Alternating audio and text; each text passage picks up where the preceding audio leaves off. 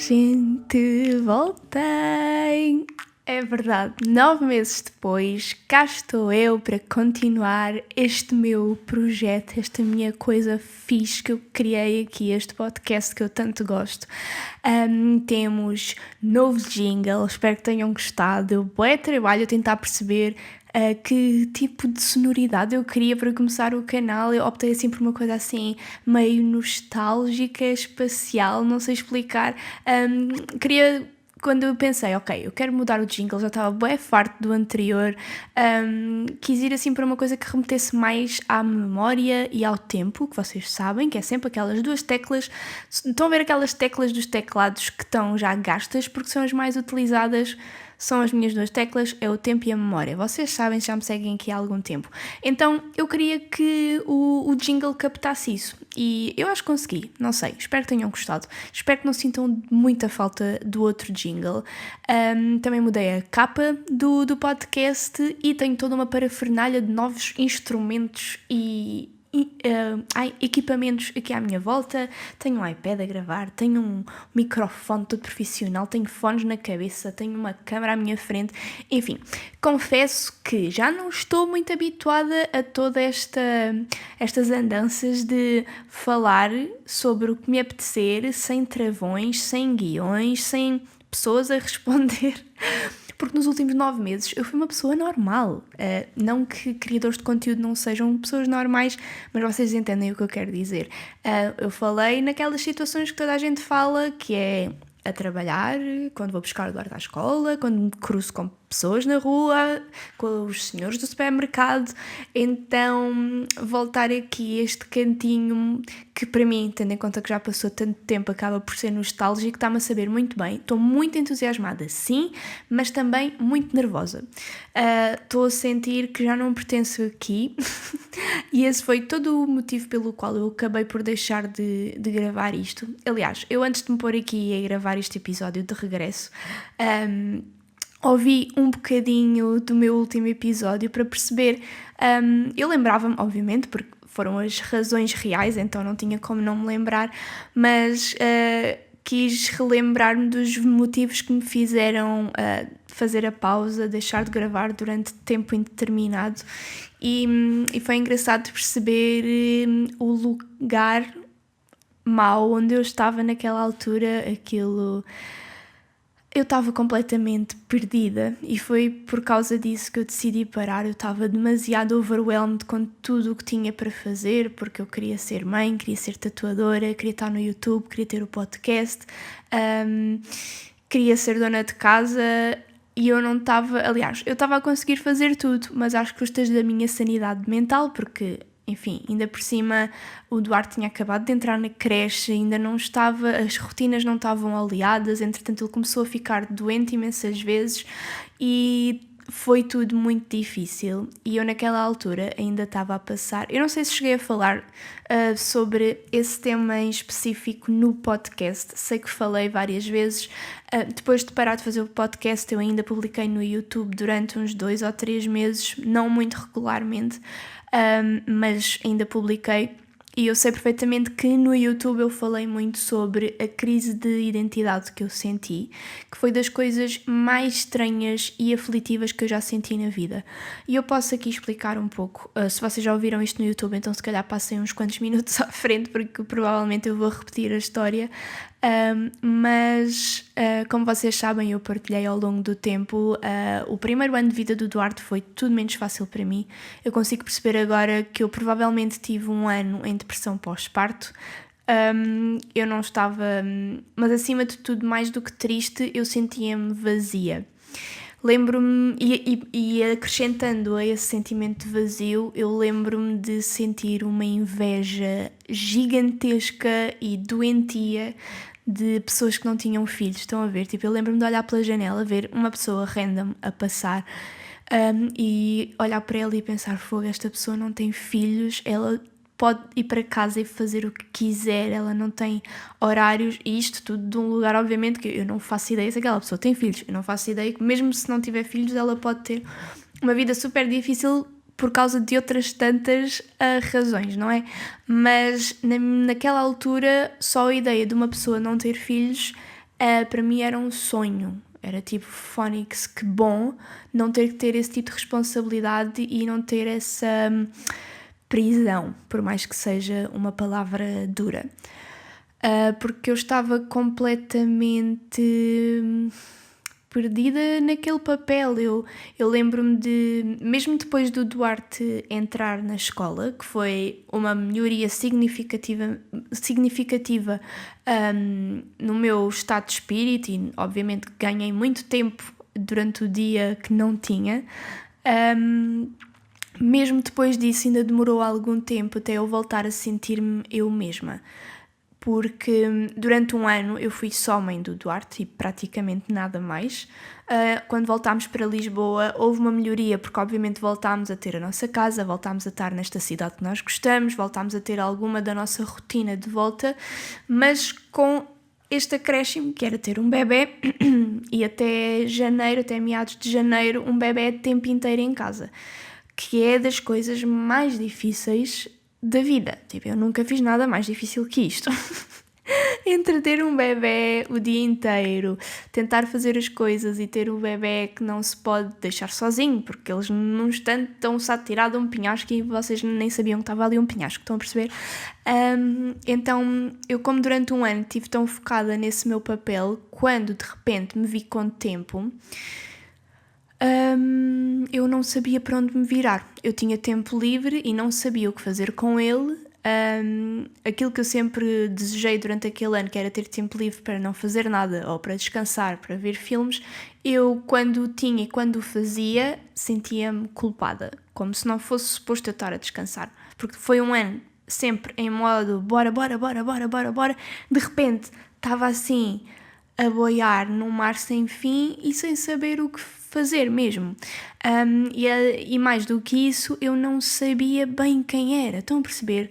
Porque vocês passam a vida toda a ser filhos de alguém, a ser netos de alguém, a ser sobrinhos de alguém, amiga de alguém, e de repente vocês são a mãe de uma pessoa. E isso, para mim foi um baque muito grande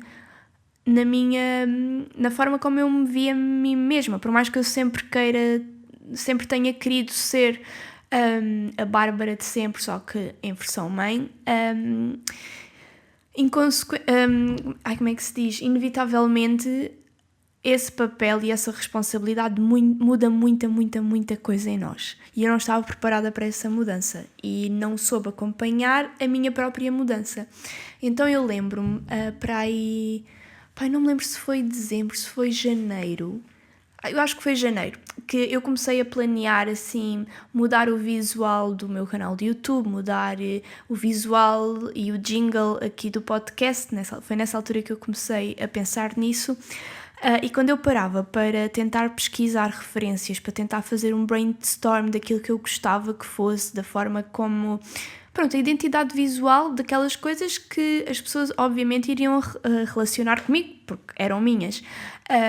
Que foi uma coisa que eu sempre fui muito certa. Eu sempre tive muitas certezas de como é que queria que as pessoas me vissem, de como é que me queria vestir, como é que me queria apresentar ao mundo. E de repente eu dei por mim nessa altura e eu não fazia ideia de nada. Eu não sabia o que gostava, eu não sabia o que gostava de fazer, o que gostava de vestir, eu não sabia como é que havia de pensar, sobre o que é que eu queria falar.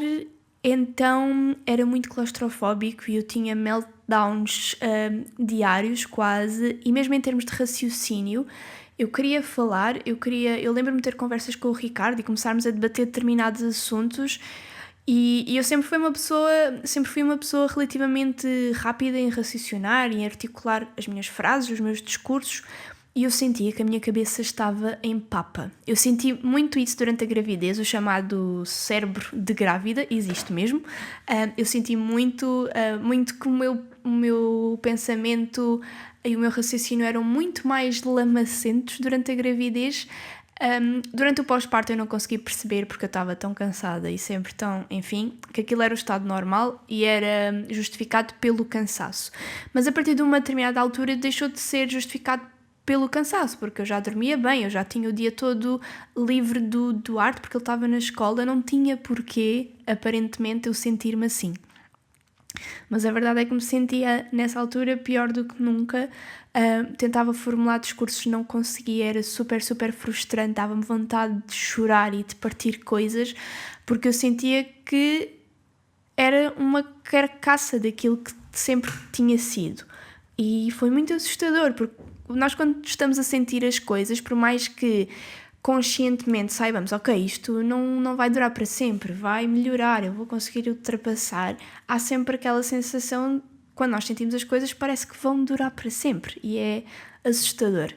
Então eu comecei a perceber que tinha que abdicar de alguma coisa, e naquela altura eu achava que o que fazia sentido era abdicar do podcast, e foi por isso que o fiz. Achava que abdicando do podcast conseguiria ter mais tempo e mais cabeça para fazer as outras coisas, incluindo o YouTube, e a verdade é que tinha, mas depois percebi, pouco tempo depois, que também não tinha disponibilidade mental e emocional para continuar no YouTube também. Não só porque não sei, e até hoje ainda estou assim meio perdida, o YouTube também está numa fase muito estranha, então, enfim, eu não sabia bem o meu lugar, não sabia do que é que eu queria falar. Se antes para mim era claro que a minha vida e as minhas redes sociais eram sobre veganismo e sustentabilidade, hoje em dia já é muito mais que isso, então eu não me senti identificada a fazer só conteúdo sobre isso, mas também não sabia até que ponto é que queria incluir de forma rotineira a maternidade também nos meus temas. Enfim, eu não fazia ideia e até hoje não faço ideia, e é por isso que não estou a fazer vídeos no YouTube, porque eu não faço ideia o que é que eu quero partilhar. O que eu gosto, e por isso é que decidi trazer o podcast de volta, é porque eu sinto que é um tipo de conteúdo que faz muito mais sentido hoje em dia na minha vida, não só porque dá muito menos trabalho a editar, sejamos sinceros, como eu posso falar do que quiser.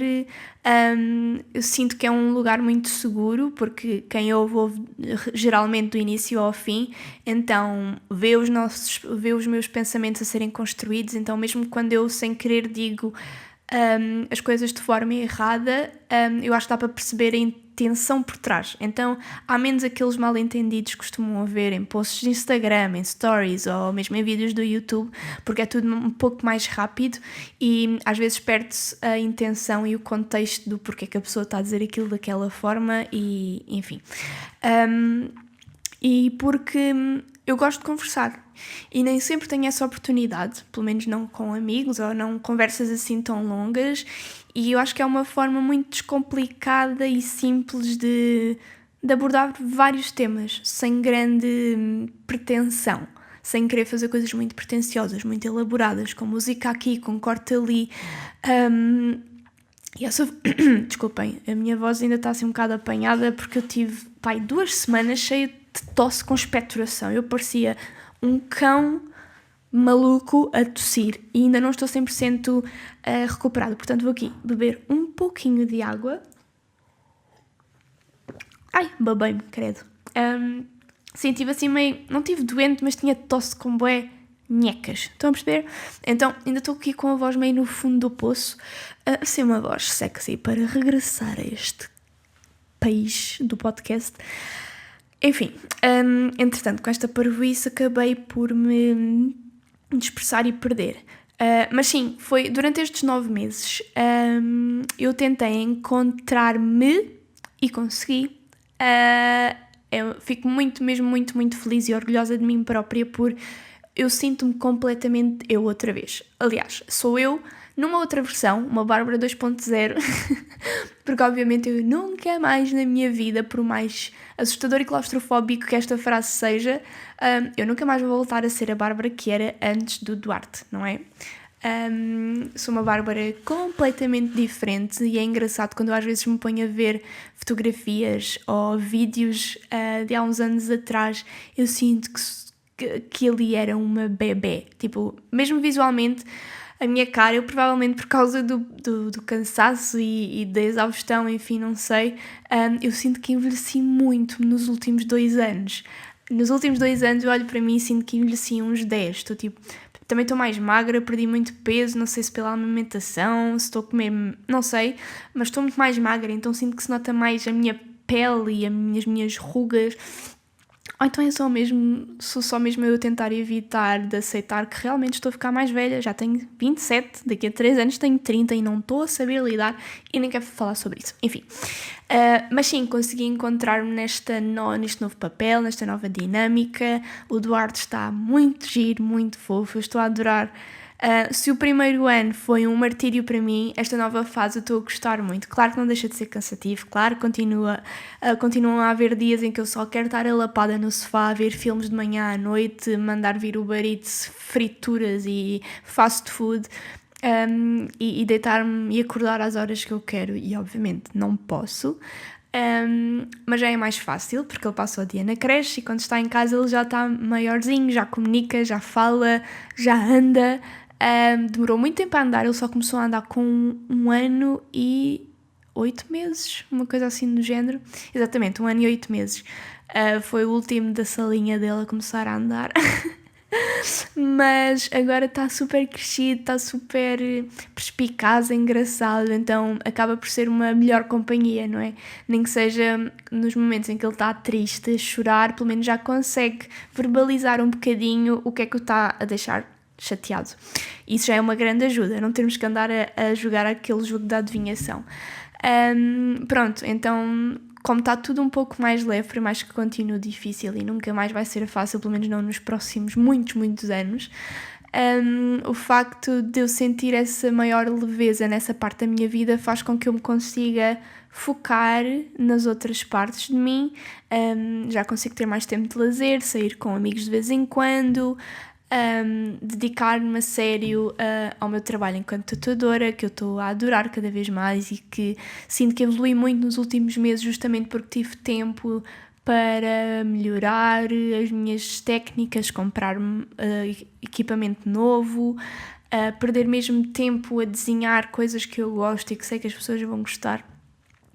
Então foram meses de reflexão e de autodescoberta que eu sinto que me fizeram mesmo muito bem e que eu acho que se não tivesse feito esta pausa, provavelmente estava ali a arrastar-me na minha má versão, naquela versão meio que doente e provavelmente estas coisas não seriam muito boas. Se calhar não tinha conseguido voltar a reencontrar tão rápido, claro que não foi rápido, mas foi bom, foi uma gestação. Fui eu a gerar-me a mim outra vez, do início talvez, ou pouco mais que isso.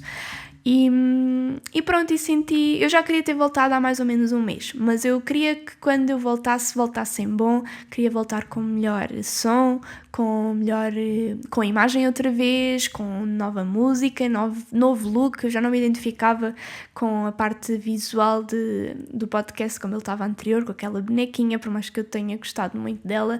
E agradeço muito ao meu amigo Daniel Januário. Se vocês quiserem cenas de animação, falem com ele. Mas precisava de outra coisa, de uma coisa mais adulta, mais madura, que é aquilo que é como eu me sinto. Por mais que eu não queira envelhecer, eu quero ser uma menina de 17 anos para sempre. Há coisas que uma pessoa muda, não é? E eu não me sinto a mesma pessoa e não faria sentido continuar com a mesma imagem, as mesmas... Enfim, estou-me já a repetir. Mas pronto, passando à frente, eu como disse no Instagram que ia voltar a gravar o podcast, eu dei-vos a oportunidade, deixei lá uma caixinha de perguntas para vocês me fazerem perguntas só sobre esta pausa ou sobre como é que seria o podcast e não sei o quê. Não houve grandes perguntas, acho que as pessoas não entenderam muito bem o intuito da caixa de mensagens e acharam que era perguntas no geral do género: qual é o teu sabor de gelado favorito? Enfim, e não era isso que eu queria. Eu quero que este episódio seja mesmo focado neste regresso e em tentar contextualizar tudo o que aconteceu nestes últimos 9 meses da melhor forma, sem ter que falar daquelas coisas mundanas de... No verão fui ao Algarve, fiz isto, fiz aquilo, não quero ir muito por aí, até porque não aconteceu grande coisa. Justamente estes 9 meses fui eu aqui, obviamente fui ao Algarve, né, no verão, de vez em quando, ver a família, não sei o quê, mas não houve assim grandes acontecimentos dignos de serem partilhados por aqui. Mas pronto, então tenho aqui 3 perguntinhas só. Uma é: o que é que te fez voltar? E E pronto, basicamente, eu acho que já acabei por responder esta pergunta, mas posso tentar resumir, que foi, eu decidi voltar quando finalmente me senti com as rédeas de mim própria, que já não sentia que todos os dias, quando andava ao espelho, eu precisava de perguntar: olá, quem és, como é que te chamas, o que é que gostas de fazer? Estão a perceber? Eu sentia quase que tinha que fazer essas perguntas a mim própria, porque eu estava tão perdida na minha própria identidade que eu olhava ao espelho e parecia que não me conhecia de lado nenhum. E ainda bem que fui paciente comigo própria, por mais que tenha sido uma decisão difícil ter deixado de produzir conteúdo, ainda bem que eu tomei essa decisão em prol de mim mesma e do meu tempo, das minhas relações, porque eu estava num sítio mesmo mau. Eu não estava triste, mas também não estava feliz. Eu estava apática, estava completamente vazia. E é das piores sensações do mundo, porque quando uma pessoa está triste, sabe que está triste, normalmente sabe a razão de estar triste, e isso é meio caminho andado para se curar. Agora, quando vocês não sabem o que é que estão a sentir, não podem dizer que estão tristes, mas também não conseguem dizer que estão felizes, é uma sensação tão dúbia e esquisita que acaba por atrapalhar o processo de cura. Então, ainda bem que eu fiz essa pausa e eu voltei quando deixei de me sentir assim. Eu já me deixei de sentir assim há algum tempo, mas entretanto colocou-se o verão no caminho.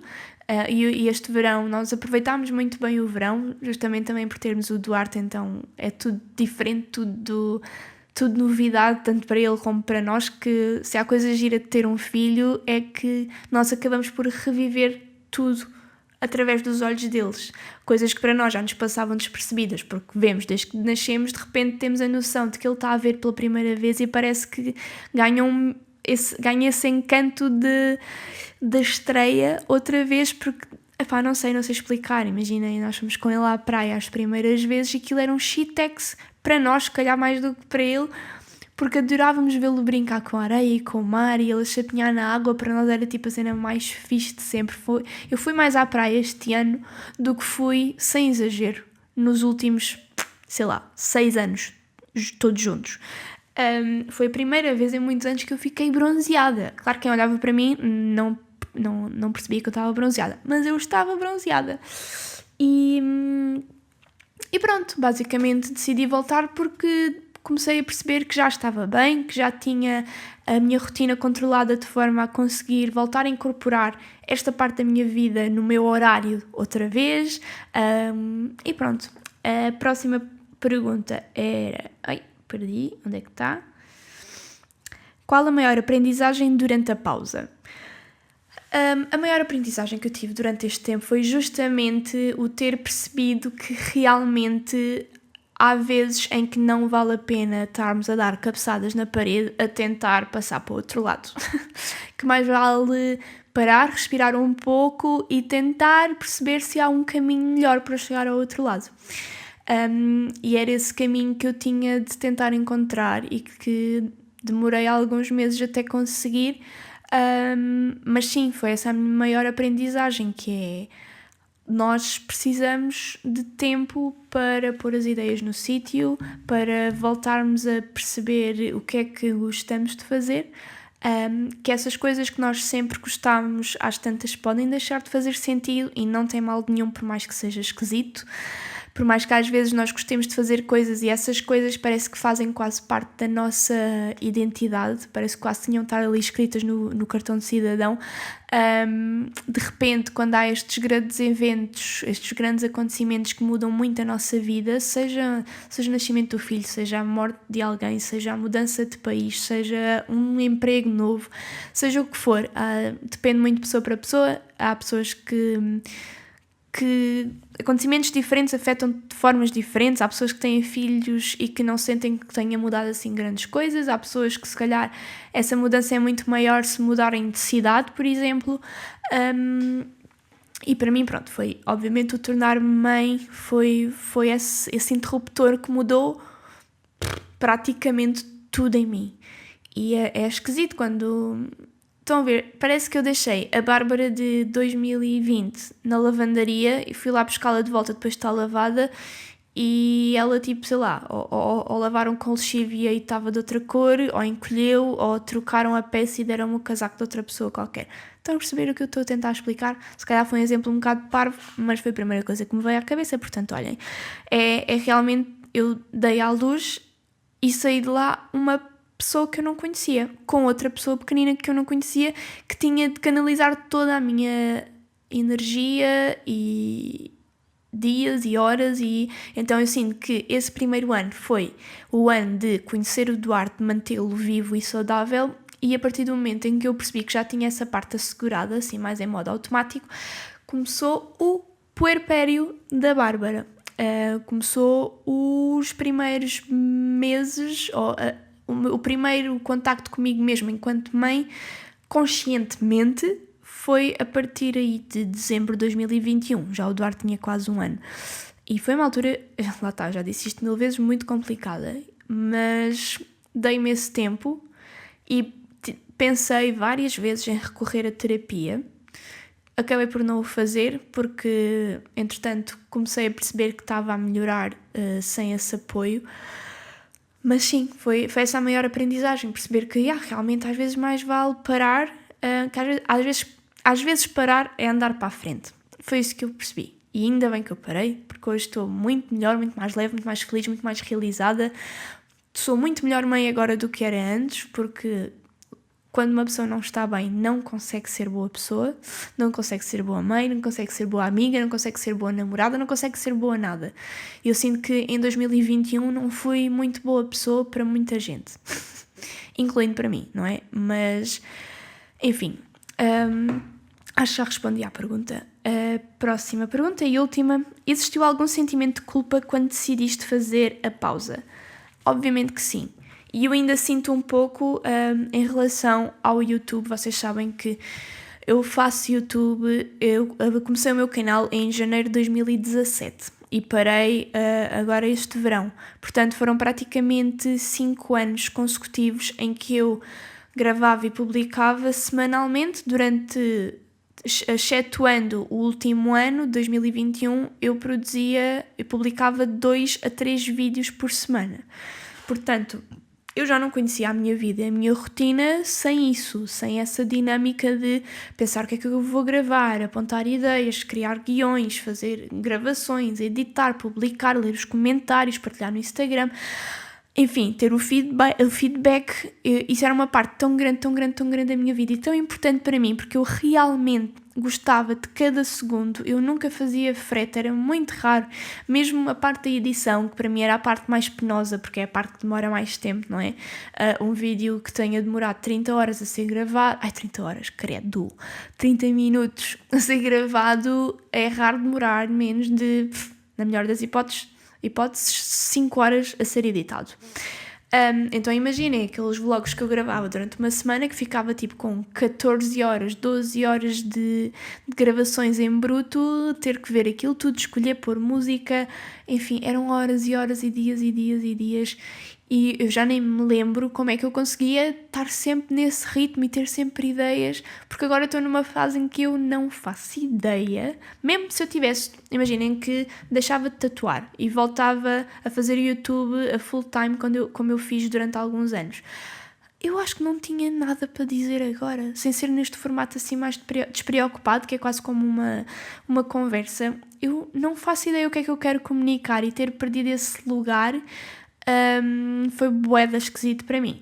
E quando eu decidi parar com o podcast, senti um bocado, vou parar o podcast, que pena, porque sempre foi uma coisa que eu adorei fazer durante 3 anos, mas senti muito mais esse sentimento de culpa com o YouTube, porque o YouTube sempre foi o meu bebé, sempre foi uma coisa que eu gosto mesmo enquanto consumidora. Eu há mais de 12, 13 anos que eu vejo YouTube como principal forma de entretenimento, mais do que televisão e afins.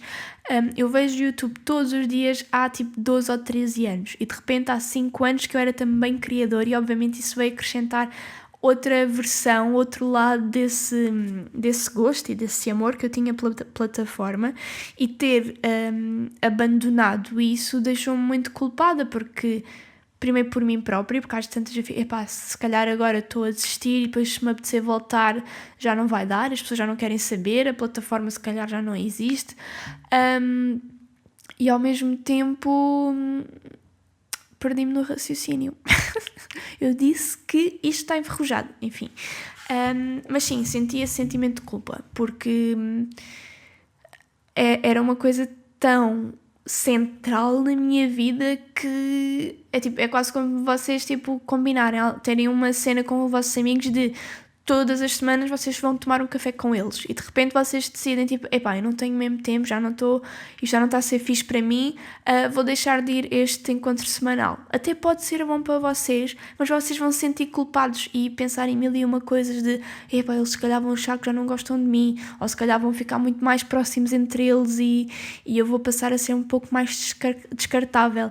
Passa tudo isso pela cabeça e eu sei que acaba por ser parvo sentir isso para com uma plataforma, mas é uma plataforma tão fixe, eu tenho mesmo muita pena pela fase que o YouTube está agora, porque embora eu continue todos os dias a ver vídeos do YouTube, muita gente está a desistir ou a regularidade é mínima, enquanto antes se calhar a maioria dos criadores faziam 2 vídeos por semana, agora se fizerem 2 por mês já é muito.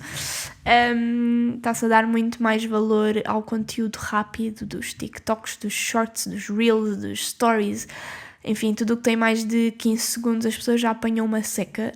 Tirando esta versão de podcast que felizmente as pessoas continuam a gostar, e eu acho que é uma forma muito fixe que eu também adoro quando estou a esticar o cabelo, quando estou a lavar a louça, assim, tarefas mais chatas eu adoro estar acompanhada com conversas de alguém ou ouvir um podcast qualquer que eu gosto, e fico muito feliz por voltar a ser essa companhia para quem está a ouvir desse lado, e se é algo que me emocionou durante estes 9 meses em que eu achei que as pessoas se iam por simplesmente esquecer que qualquer dia há muito tempo existia, eu fiquei muito emocionada e orgulhosa eu acho que todas as semanas praticamente eu recebi mensagens de pessoas a dizer se faltava muito até eu voltar com o podcast, que tinham saudades, que sentiam muita falta da companhia matinal que eu lhes dava enquanto se despachavam, enquanto iam para o trabalho, enquanto lavavam louça, seja o que for, e perceber que mesmo 9 meses, que é muito tempo, praticamente 1 ano, 9 meses de ausência, as pessoas não se esqueceram e que agora quando eu comecei a dar pistas de que iria voltar, as pessoas estavam entusiasmadíssimas, tanto ou mais quanto eu, quase como se fossem minhas amigas. Eu fiquei mesmo feliz. Eu acho que é um dos poderes do podcast, é justamente essa proximidade, porque não há efeitos especiais, não há cortes, ou muito raramente. Ouve-se a construção do início ao fim dos pensamentos, ouve-se as pessoas a engasgarem-se, a beberem água, enfim, todos esses micro-momentos que nos tornam humanos estão presentes nos podcasts. Eu acho que é por isso que os podcasts são sempre cantinhos tão especiais pelos quais as pessoas se apaixonam tanto. E eu sei disso porque eu sou consumidora de vários podcasts e eu sinto exatamente as mesmas sensações para com outros criadores, para com outros podcasters. Então, saber que eu sou essa pessoa para várias pessoas é mesmo fixe. Eu fico muito contente e só tenho a agradecer vocês serem... vocês são mesmo fixe. Obrigada por terem esperado por mim. Voltei, sou eu outra vez. É verdade, e uma das coisas que eu quis alterar também no podcast é, claro que isto vai ser, e já deu para perceber, já estou aqui a gravar há 30 e tal minutos a falar sobre tudo e nada, mas tenho assim umas rubricazinhas que eu quero começar a inserir nos episódios. Não quer dizer que todas as rubricas estejam presentes em todos os episódios, mas sempre que eu achar que faz sentido vou ter aqui as rubricas.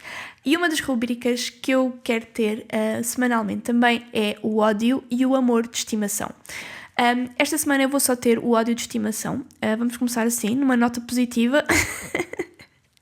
Mas foi algo que começou-me a incomodar muito esta semana, que são, o meu ódio de estimação esta semana é pessoas que se vangloriam de excesso de trabalho nas redes sociais como se fosse uma coisa boa, como se o objetivo de vida fosse morrer de exaustão. Já se fala há algum tempo esta romantização do overworking quase como se vocês não tiverem sempre a semana entupida de tarefas ao máximo, se não tiverem uma lista de 20 linhas para fazer durante o dia e não conseguirem concretizar todas essas 20 linhas até ao pôr do sol, que vocês são um falhanço. E eu sigo uma pessoa em específico, que obviamente eu não vou dizer quem é, e eu sei que é bem irritante dizer isto, já estou arrependida de ter dito isto, mas pronto, que sempre que faz stories no Instagram é a dizer o quão cansada está de ter feito uma noitada a trabalhar, que não tem folgas há não sei quantos dias, que só se vai deitar às horas tal porque tem de ir a uma reunião, e depois da reunião tem de ir ao ginásio, e depois do ginásio tem de ir a fazer não sei o quê. Mas num tom de eu sou bué boa porque eu não paro de trabalhar. Estão a perceber o que eu quero dizer? Tipo, a vida deve ser tão mais que isso. Eu se pudesse, juro, eu adoro o meu trabalho e adoro ser tatuadora, mas se me dessem a opção entre não trabalhar ou trabalhar, amigos, eu não trabalhava, eu ia passear, eu ia viajar, eu estava sempre a ver filmes, se calhar fazia tipo 2 tatuagens por mês só para manter o bichinho aceso, porque obviamente é uma coisa que eu também gosto de fazer, mas dizer que eu gosto de trabalhar, eu não gosto de trabalhar. Eu já disse isto várias vezes ao longo dos anos, que é uma coisa que por algum motivo é mal vista, uma pessoa dizer que não gosta de trabalhar, quando ninguém gosta de trabalhar. Por mais que vocês gostem do vosso trabalho, tipo, eu gosto do meu trabalho, mas gosto muito mais de estar com os meus amigos, de estar com a minha família, de ver exposições, de ir a jardins, fazer piqueniques, tipo, come on. Mas depois nas redes sociais, muita gente mostra esta não sei, esta persona de eu trabalho bué, sou bué boa, vocês se não trabalharem são tipo falhados e não têm objetivos. Tipo, eu tenho objetivos, os meus objetivos é chegar ao fim da semana sem estar com um burnout. Aliás, foi muito por causa disso que eu fiz esta pausa de 9 meses, porque eu estava-me a sentir em burnout de, eu consigo fazer tudo, a verdade é essa, mas não tenho tempo nem para coçar el culo. E se isso é agradável? Não. E quando eu chegar a velha, quando estiver prestes a ir para dentro de uma caixa, eu não quero olhar em retrospectiva e pensar que passei a minha vida toda a trabalhar e a partilhar isso nos stories do Instagram. Eu quero lembrar-me das idas à praia com a minha família, eu quero lembrar-me dos filmes maravilhosos que vi, das obras de arte dos países que visitei. Não é isso que deve importar. E claro que obviamente fazer isso pressupõe que nós tenhamos condições para o fazer, e normalmente essas condições advêm do trabalho. Mas há que ter limites, e obviamente há pessoas que não podem pensar sobre isto, porque isto é todos estes pensamentos que eu estou a ter pressupõem que eu estou num patamar de alto privilégio, não é?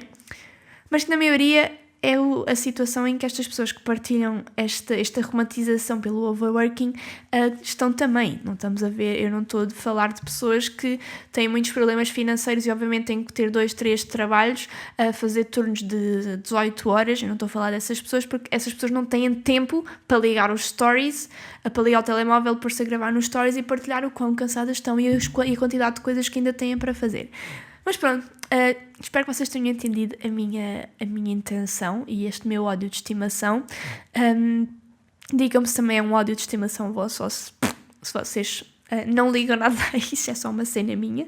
E vamos passar para a rúbrica de recomendação da semana.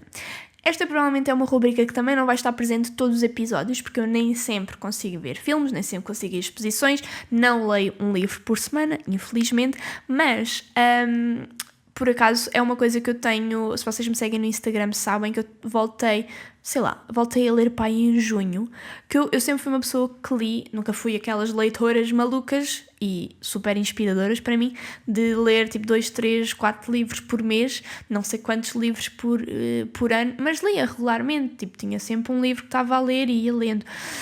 E nos últimos, 6 anos, 7 anos, deixei de ler, perdi completamente esse hábito.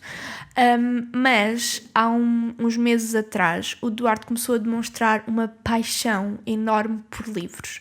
Então obviamente compramos muitos livros porque sabemos que ele gosta, e eu depois pus-me a pensar, ok, a melhor forma de continuar a estimular este gosto que ele tem pelos livros e mais para a frente pela leitura é ele olhar para nós e ver-nos a ler também, porque os miúdos querem sempre fazer tudo o que os adultos e principalmente os pais fazem. Então, se ele se habituar a olhar para nós, obviamente ele vai nos ver a ver televisão, obviamente ele vai nos ver a pegar no telefone. Isso é inevitável porque vivemos no mundo em que vivemos e é ingênuo pensar que conseguimos desviar-nos disso. Mas se, acrescentando essas coisas, ele também nos vê numa base diária a pegar num livro e a ler durante um bocado, para ele vai ser uma coisa normal e que ele vai querer fazer também. Então eu utilizei isso como motivação para voltar a ler também. Então estou mesmo bem orgulhosa porque desde junho a julho até agora, ou seja, em 2-3 meses, eu já li 4 livros, o que para mim é bué, porque eu sou uma leitora bastante lenta, eu não sou daquelas tipo e em 2 horas leio um livro, não consigo. Então, em 2 ou 3 meses ter lido 4, eu estou bué orgulhosa, e 2 deles eram calhamaços. Um foi o Diário de Anne Frank, tinha tipo 400 e tal páginas, e outro foi o Evangelho segundo Jesus Cristo, do Saramago, que tinha 300 e tal, e tipo, é uma escrita muito densa, muito difícil, então demorei algum tempo a ler, mas consegui e gostei muito. Mas a minha recomendação de hoje não é nenhum desses 2 livros, é o último livro que eu li, que se chama Você Nunca Mais Vai Ficar Sozinha, da Tati Bernardi, que foi uma sugestão de uma amiga minha, que basicamente o livro fala sobre o que é ser... É toda uma reflexão muito profunda, mas ao mesmo tempo desromantizada, quando ao mesmo tempo é super poética. Tudo coisas assim, um pouco... São muitas antíteses juntas, mas eu juro que é isto tudo. É uma reflexão sobre o que é ser mãe e o que é ser filha. E é uma escrita muito fácil de ler, é muito sarcástica, muito irónica, tem muitos palavrões, é bem engraçado. Parece que literalmente estou a ler o diário de alguém, ou estou a ter uma conversa de café com a autora, muito fixe, mas tem ali pensamentos e frases muito fortes que me fizeram pensar sobre imensa coisa e eu gostei muito, muito, muito, muito, muito. Portanto, deixo aqui esta recomendação, Você Nunca Mais Vai Ficar Sozinha, de Tati Bernardi. E outra recomendação é de uma série que eu vou recomendar isto não sei para quê, porque já o mundo inteiro viu esta série, do Jeff Dahmer, o monstro assassino, que toda a gente viu, e eu sinto que metade das pessoas que se mascararem no Halloween este ano vão se mascarar de Jeff Dahmer. E eu fui ver a série com ganda... Obviamente eu comecei a ver a série já quando toda a gente já tinha acabado de ver, porque não tinha tempo de ver a série.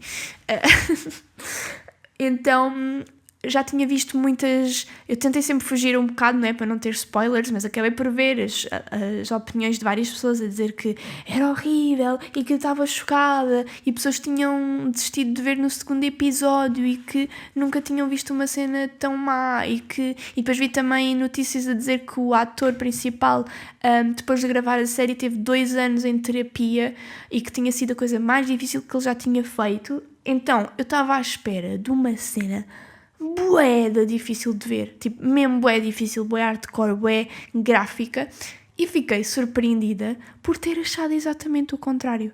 Agora, eu não sei se é por já ter ido contaminada por essas opiniões, já ia com uma expectativa tipo macabra mesmo, porque eu achei até uma abordagem bué poética. Eu gostei muito da série, eu não estou a dizer isto de uma forma pejorativa de todo, eu aconselho muito, se vocês são as únicas 2 pessoas do planeta Terra que ainda não viram esta série, vejam. Mas eu senti que a série era muito contemplativa, com um ritmo até bastante lento, zero gráfica. Eu sinto que a única cena gráfica é praticamente a última cena do último episódio, quase, na prisão. Claro que a série mexe connosco em termos psicológicos, porque obviamente aquele homem tinha muitos problemas, fez coisas que nem me passam pela cabeça, que é horrível perceber o que ele fez, e eu acho que é desconcertante por nós sabermos que aquilo foi real. Tipo, se fosse uma história de ficção já era marado, mas sabendo que aquilo aconteceu, ainda mais marado é. Pronto. Então eu acho que por aí a série é pesada por isso, mas sempre que iria acontecer um daqueles momentos de assassinato, eu estava à espera de ver pernas a serem puxadas, cabeças a serem cortadas, ver sangue por todo lado, ver o atual momento, tipo, imaginem, das facadas ou dos tiros não houve, mas enfim, estava à espera de ver tudo a acontecer, estão a ver, tipo, é gráfico, e não, sempre que ia para uma cena dessas, havia um corte de forma a não se ver, a deixar-nos, obviamente, a imaginar, não é? Talvez seja daí, porque às vezes a nossa imaginação é muito mais gráfica do que ver as coisas propriamente. Mas sim, fiquei surpreendida porque não tive nada, achei uma série muito fácil de ver, eu estava à espera, ok, este primeiro episódio foi bem tranquilo, se calhar o próximo é que vai ficar marado. E fui sentir isto em todos os episódios, e achei que era uma série muito poética, uma abordagem muito poética àquela maradice toda que aconteceu. Dito isto, aconselho muito a irem ver Jeff Dahmer na Netflix. Ai, já me dei as costas, também já estou a falar aqui há bué de tempo. Para quem estava enferrujada não se cala, são 9 meses de conversa a pôr em dia. Outra coisa que eu quero incorporar aqui, mais uma rubrica que se chama Curiosidade Aleatória. Eu não sei se vocês são como eu, mas eu tenho assim uma paixoneta, não sou do tipo de pessoas que perde tempo da vida, tempo útil à procura disto, mas eu gosto de uma boa curiosidade aleatória que não vai servir para grande coisa em termos de acrescentar conhecimento, mas é daquelas coisas giras de termos no nosso repertório, nem que seja para conversas, para quebrar gelo. E a curiosidade aleatória que eu tenho para vocês hoje é que existe uma lâmpada que está ligada há mais de 121 anos consecutivos na cidade de Livermore, na Califórnia. Sabiam que era possível uma lâmpada estar ligada durante mais de 121 anos?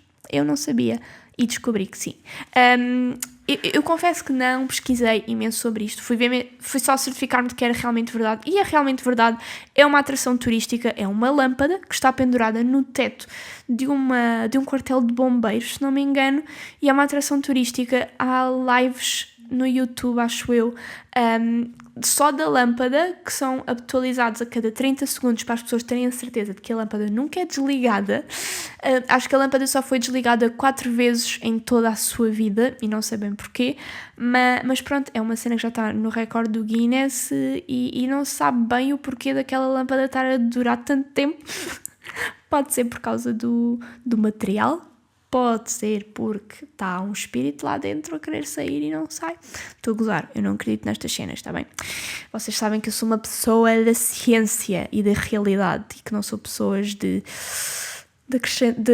acreditar em fantasmas e em signos e em mercúrios retrógrados. Desculpem, pessoas que acreditam nisso, eu sei que vocês são muitas e estão no vosso direito, mas eu também estou no meu. Tipo, quando o meu computador se avaria, não é mercúrio retrógrado, é mesmo porque ele está velho e tem pó, e o cabo provavelmente já foi arroído pela Sol. Portanto, é isso. E para terminar este episódio, que eu gostei muito de gravar, terminamos com a frase lindinha da semana, que também vai ser algo que vai estar sempre presente para terminar cada episódio, que pode ser uma frase de um livro, pode ser uma frase de um filme, pode ser uma frase do Gustavo Santos, mas que será a forma de eu terminar. Portanto, é isso. A frase desta semana é do livro Príncipezinho, que é daqueles clássicos que provavelmente já toda a gente leu, e se não leram, leiam. Eu demorei demasiados anos a ler. Eu tenho o livro do Príncipezinho na estante desde que me lembro de existir, literalmente, mas aquilo nunca me chamou, muito provavelmente por causa das ilustrações. Tipo, eu olhava para aquilo e tipo, que seca, este livro tem desenhos bué feios, bué velhos, bué antigos, e nunca li. E a primeira vez que li, eu não lembro se foi de 2019, se foi 2020. Eu acho que foi 2019. E está no meu top 3 de livros favoritos. Portanto, estão a perceber o quão bom aquilo é. Se eu digo que é bom, é porque é ótimo. É claro. Então, acaba por ficar aqui como também outra recomendação. E a frase é: quando se ama uma flor que está pintada numa estrela, é bom olhar para o céu. Todas as estrelas ficam floridas. E é isto. Esta semana Espero que tenham gostado.